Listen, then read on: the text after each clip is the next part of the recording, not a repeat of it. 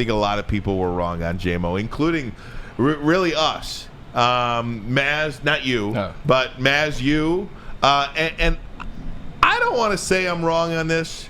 What I'm going to say is I wasn't 100% sure it was going to work out like this. I didn't doubt the kid's ability. I wasn't sure. And now I am. He's going to be a really good player for this team. Look, at the end of the day, let's just use the word that everybody wants to dance around: immaturity. You drafted Jameson Williams. He came here. He's a young player. When we drafted him, he was 20 years old. He's immature. I remember being 20. Okay, I remember being 20. I'm glad nobody gave me $20 million when I was 20 years old. He's an immature player coming from a system in Alabama where he didn't have to be the guy, but he was the guy. He comes here, and it's just what I talked about in terms of turning a guy into a part of your team, turning a guy into a value member, turning him into a team guy. You bring him in, he had some issues, he had some bumps in the road, he had some injuries, he's dealing with that as well.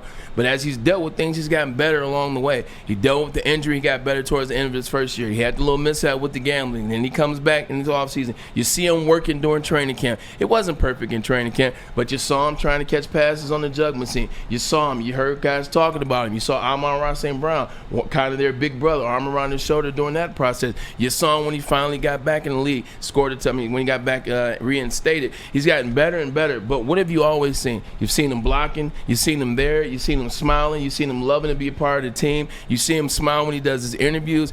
He just took a second to grow up, and it's nothing wrong with that, because Dan Campbell and his team, they stayed with him.